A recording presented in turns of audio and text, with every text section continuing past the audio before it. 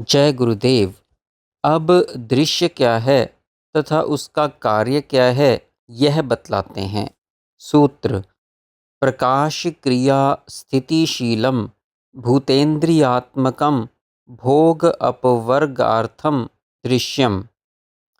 प्रकाश, क्रिया, स्थिति, धर्म वाला पृथ्वी, जल, अग्नि, वायु तथा आकाश रूपी पंचभूत और इंद्रियां जिसके अंग हैं, भोग तथा मोक्ष देना जिसका प्रयोजन है, वह दृश्य है। दृश्य तो व्यर्थ बदनाम है, वह ना बंधन का कारण है ना दुख का।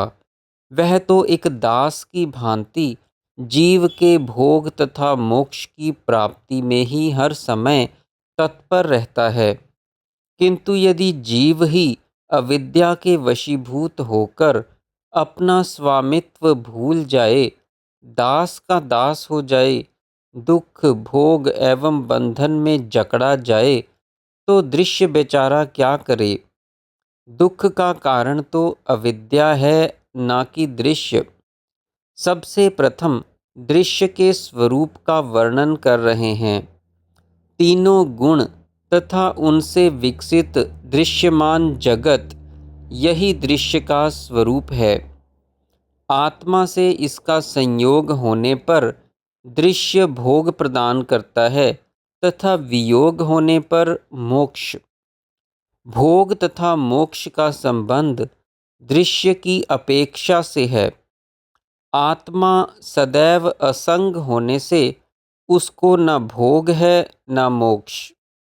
इन गुणों में से सत्वगुण प्रकाश का, रजोगुण क्रिया का तथा तमोगुण स्थिति ठहराव का द्योतक है। आत्मा तथा चित्त के संयोग में जब सत्वगुण प्रभावी होता है तो जगत अर्थात दृश्य प्रकाशित हो जाता है, उसका ज्ञान होता है। वियोग में प्रकाश की क्रिया बंद हो जाती है, दृश्य विलीन हो जाता है।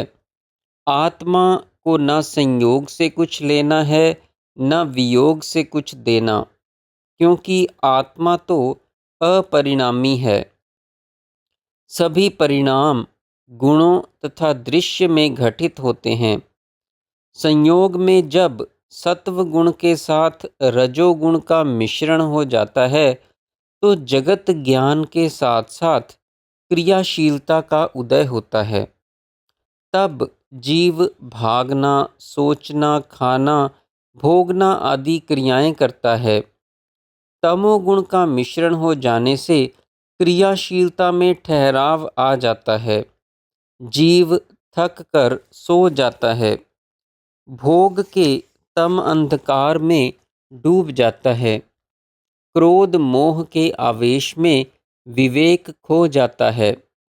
तीनों गुणों की विषमता में उनकी स्थिति में सदैव परिवर्तन होता रहता है। तीनों गुणों में कभी कोई तो कभी कोई घटते बढ़ते रहते हैं। इनकी विषमता ही दृश्य है तथा उनकी साम्यता ही दृश्य का विलीनीकरण। प्रकाश, क्रिया तथा स्थिति का मिश्रण प्रकृति की सभी विकृतियों में देखा जा सकता है। दृश्य की तीनों गुणों की विषमता पंच स्थूल महाभूतों पृथ्वी, जल, अग्नि, वायु तथा आकाश तथा पंच सूक्ष्म तन मात्राओं गंध, रस, रूप, स्पर्श एवं शब्द की उत्पत्ति का कारण है। यह दृश्य ही इंद्रियात्मक है। पांचों ज्ञान इंद्रियां नेत्र, कर्ण, घ्राण, जिह्वा तथा स्पर्श, पांचों कर्म इंद्रियों अर्थात हाथ, पांव, वाणी, उपस्थ एवं गुदा तथा मन, बुद्धि, अहंकार रूपी तीनों सूक्ष्म इंद्रियां, ये सब दृश्य के ही अंतर्गत हैं। जहाँ जहाँ पांच महाभूत अथवा इंद्रियां हैं, वह सब दृश्य ही हैं।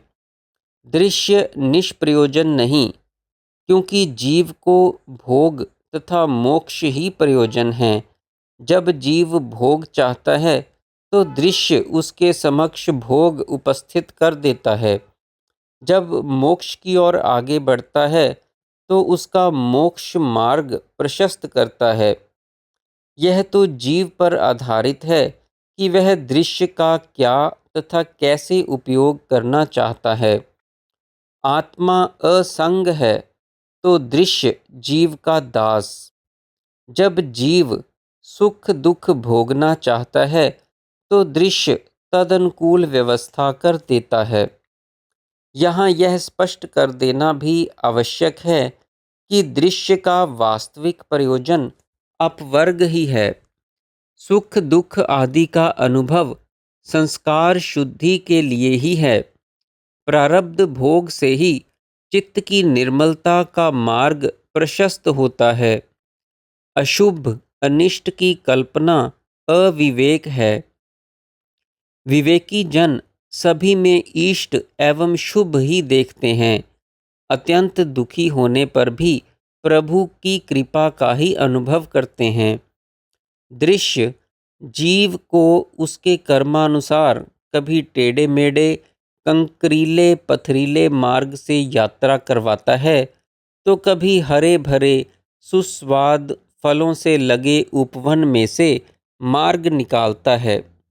किंतु दृश्य की यह सारी यात्रा मोक्ष के दिशा के लिए ही होती है। भाव यह है कि दृश्य एक सीढ़ी के समान है जिससे नीचे उतरकर जीव जगत में भी जा सकता है तथा फिर उसी सीढ़ी के सहारे ऊपर भी आ सकता है। यदि कोई एक बार नीचे जाकर ऊपर आना ही न चाहे तो इसमें सीढ़ी का क्या दोष।